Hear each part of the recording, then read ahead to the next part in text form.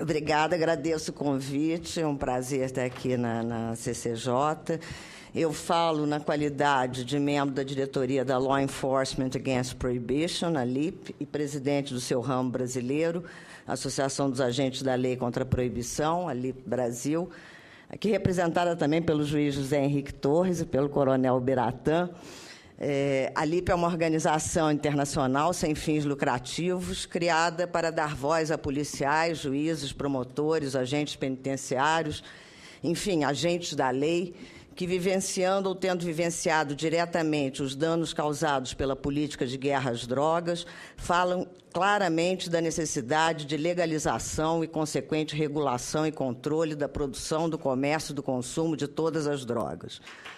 Os integrantes da LIP não incentivam o uso de drogas e têm profundas preocupações com os danos e os sofrimentos que o abuso de drogas lícitas ou ilícitas pode causar. No entanto, nós sabemos que a proibição e a sua política de guerra às drogas causam ainda maiores danos e sofrimentos. Se drogas são ruins, a guerra às drogas é muito pior. O tema dessa audiência pública se centra na questão da inconstitucionalidade das regras do artigo 28 da Lei 11.343, de 2006, que criminalizam a posse para uso pessoal das drogas tornadas ilícitas. De certo, como já decidido pelas Cortes Supremas da Argentina e da Colômbia em relação a análogos dispositivos legais, a inconstitucionalidade das regras do artigo 28 da Lei 11.343, de 2006 é manifesta. Tais regras desrespeitam a exigência de ofensividade da conduta proibida, assim desrespeitando a cláusula do devido processo legal, o princípio das liberdades iguais e o próprio princípio da legalidade.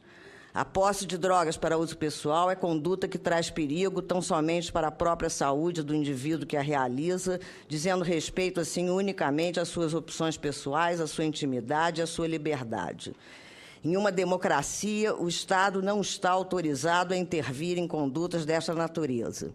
Em uma democracia, o Estado não pode tolher a liberdade dos indivíduos sob o pretexto de pretender protegê-los. Ninguém pode ser coagido a ser protegido contra a sua própria vontade. Enquanto não atinja concreta, direta e imediatamente um direito alheio, o indivíduo é e deve ser livre para pensar, dizer e fazer o que bem quiser. Intervenções do Estado supostamente dirigidas à proteção de um bem jurídico contra a vontade do indivíduo que é o seu titular, contrariam a própria ideia de democracia, pois excluem a capacidade de escolha na qual essa ideia se baseia. A contrariedade com normas constitucionais das regras que materializam a proibição e a sua política de guerra às drogas não se esgota, porém, nessa questão da posse para uso pessoal. As violações a princípios assegurados em normas inscritas nas declarações internacionais de direitos e nas constituições democráticas vão muito além das regras do artigo 28 da Lei 11.343, de 2006.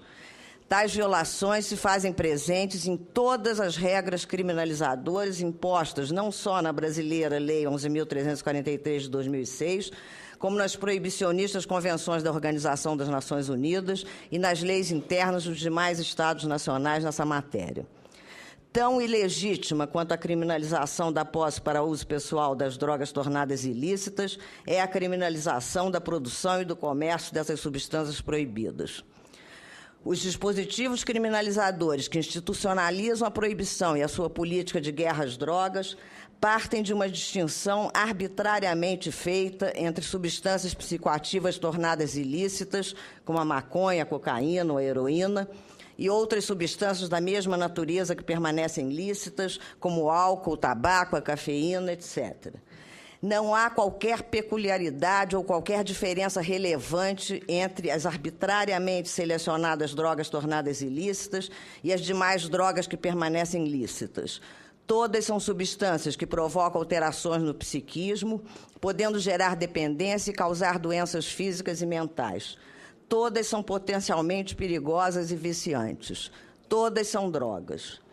tornando ilícitas algumas dessas drogas e mantendo outras na legalidade, as convenções internacionais e leis nacionais, como a brasileira Lei 11.343 de 2006, introduzem, assim, uma arbitrária diferenciação entre as condutas de produtores, comerciantes e consumidores de umas e outras substâncias. Umas constituem crime e outras são perfeitamente lícitas. Produtores, comerciantes e consumidores de certas drogas são criminosos, enquanto produtores, comerciantes e consumidores de outras drogas agem em plena legalidade. Esse tratamento diferenciado a condutas essencialmente iguais é inteiramente incompatível com o princípio da isonomia, que determina que todos são iguais perante a lei, não se podendo tratar desigualmente pessoas em igual situação.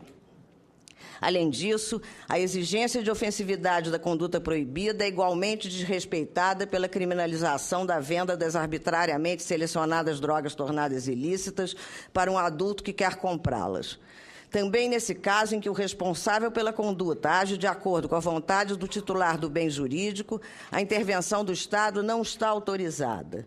Leis que desprezam o consentimento do titular do bem jurídico e criminalizam a conduta do terceiro, que age de acordo com a sua vontade, ilegitimamente criam um mecanismo destinado a indiretamente impedir que aquele titular do bem jurídico exerça o seu direito de dele dispor, o que, como visto, é manifestamente incompatível com a própria essência do Estado democrático.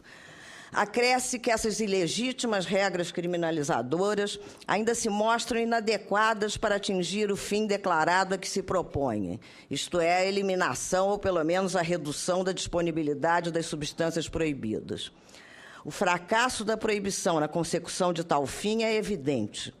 Passados 100 anos da proibição, a proibição a nível global data do início do século XX, com seus mais de 40 anos de guerra às drogas, a guerra às drogas foi declarada pelo ex-presidente norte-americano Richard Nixon em 1971. Passado todo esse tempo, não houve nenhuma redução significativa na disponibilidade das substâncias proibidas. Ao contrário, as arbitrariamente selecionadas drogas tornadas ilícitas foram se tornando mais baratas, mais potentes, mais diversificadas e muito mais acessíveis do que eram antes de serem proibidas e dos seus produtores, comerciantes e consumidores serem combatidos como inimigos. Mas, além da inaptidão para atingir o declarado objetivo de eliminar ou, pelo menos, reduzir a circulação das arbitrariamente selecionadas drogas tornadas ilícitas, a proibição acrescenta danos muito mais graves aos riscos e aos danos que podem ser causados pelas drogas em si mesmas. O mais evidente e dramático desses danos é a violência, resultado lógico de uma política fundada na guerra. Não são as drogas que causam violência. O que causa violência é a proibição. A produção e o comércio de drogas não são atividades violentas em si mesmas. É, sim, o fato da ilegalidade que produz e insere no mercado empresas criminalizadas, simultaneamente trazendo a violência como um subproduto das suas atividades econômicas. Não há pessoas fortemente armadas trocando tiros nas ruas, junto às fábricas de cerveja ou junto aos postos de venda dessa e de outras bebidas. Mas isso já aconteceu. Foi nos Estados Unidos, entre 1920 e 1933, quando lá existiu a proibição do álcool. Naquela época, Al Capone e outros gangsters estavam nas ruas trocando tiros. Hoje não há violência na produção e no comércio do álcool. Por que seria diferente na produção e no comércio de maconha ou de cocaína? A resposta é óbvia. A diferença está na proibição. Só existem armas e violência na produção e no comércio de maconha, de cocaína e das demais drogas tornadas ilícitas porque o mercado é ilegal. As convenções internacionais e leis nacionais que discriminatoriamente proíbem condutas de produtores, comerciantes e consumidores das arbitrariamente selecionadas drogas tornadas ilícitas ilegitimamente criam crimes sem vítimas. Mas a proibição e sua guerra, como quaisquer outras guerras, são letais. A guerra às drogas mata muito mais do que as drogas. No México, por exemplo, a partir de dezembro de 2006, a guerra às drogas foi intensificada, inclusive com a utilização das Forças Armadas na repressão aos chamados cartéis. Desde então, as estimativas são de mais de 70 mil mortes relacionadas à proibição. A taxa de homicídios dolosos no México, no período de 2000 a 2006, se mantinha em torno de 9 a 10 homicídios por 100 mil habitantes. Em 2009, chegou a 17, em 2011, a 22,8 homicídios por 100 mil habitantes. No Brasil, a taxa de homicídios é ainda superior à do México, aproximadamente 26 homicídios por 100 mil habitantes. Grande parte desses homicídios está relacionada aos conflitos estabelecidos nas disputas pelo mercado posto na ilegalidade. Outra grande parte desses homicídios está relacionada à nociva e sanguinária política baseada na guerra. Relatório da Anistia Internacional revela que entre janeiro e setembro de 2012, 804 pessoas foram mortas em operações policiais apenas nos estados do Rio e São Paulo. Número que é superior às 682 execuções registradas nos 20 países que aplicaram a pena de morte em todo aquele ano, excetuada a China, porque enquanto a China não há estatísticas confiáveis. Produzindo demasiada violência e demasiadas mortes, a guerra às drogas traz ainda de volta ao cenário latino-americano a cruel e trágica prática corrente nas ditaduras do século XX, consistente no desaparecimento forçado de pessoas. Não foi apenas o Amarildo de Souza, morador da favela da Rocinha, que desapareceu em meio à guerra às drogas. Como também acontece no México, há muitas outras pessoas desaparecidas no Brasil, seja pela ação das forças repressivas, seja pela ação dos chamados traficantes.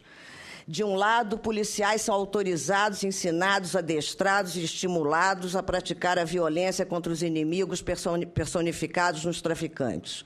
O inimigo é o perigoso, a não-pessoa, o desprovido dos direitos reconhecidos apenas aos que se auto-intitulam cidadãos de bem.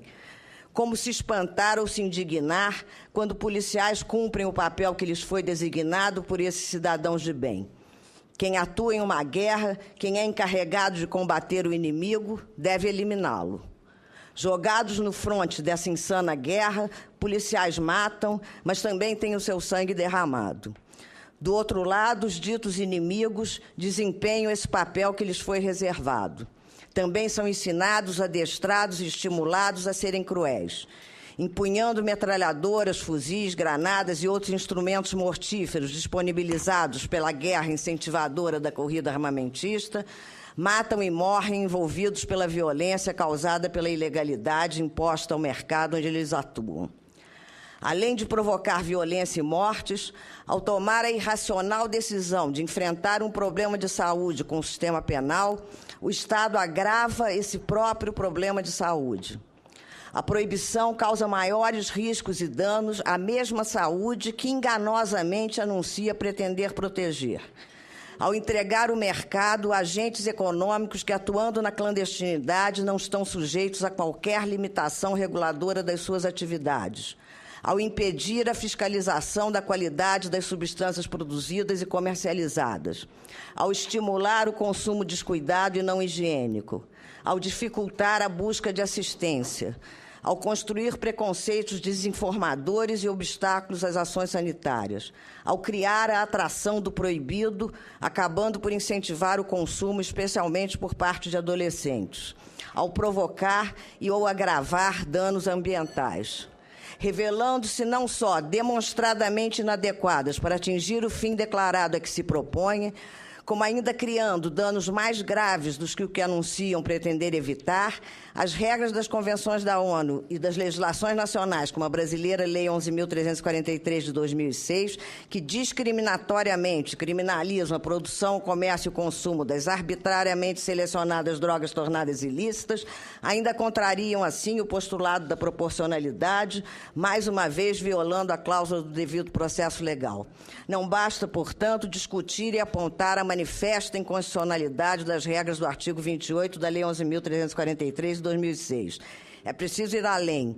É preciso promover uma profunda reforma das convenções internacionais e das legislações internas para pôr fim à ilegítima, irracional, nociva e sanguinária política de guerra às drogas, que, além de não funcionar em sua inviável pretensão de salvar as pessoas de si mesmas, produz demasiada violência, demasiadas mortes, demasiadas prisões, demasiadas demasiadas doenças, demasiada corrupção, demasiadas discriminações, demasiada opressão, demasiadas violações a direitos humanos fundamentais. É preciso legalizar a produção, o comércio e o consumo de todas as drogas, para assim pôr fim ao mercado ilegal e devolver ao Estado o poder de regular, limitar, controlar, fiscalizar e taxar tais atividades, da mesma forma que o faz em relação às drogas já lícitas, como o álcool e o tabaco. É preciso legalizar a produção, o comércio e o consumo de todas as drogas e, assim, instituir formas racionais de regulação e controle, verdadeiramente compromissadas com a promoção da saúde e respeitosas da dignidade e do bem-estar de todos os indivíduos. Agradeço mais uma vez a oportunidade de falar aqui.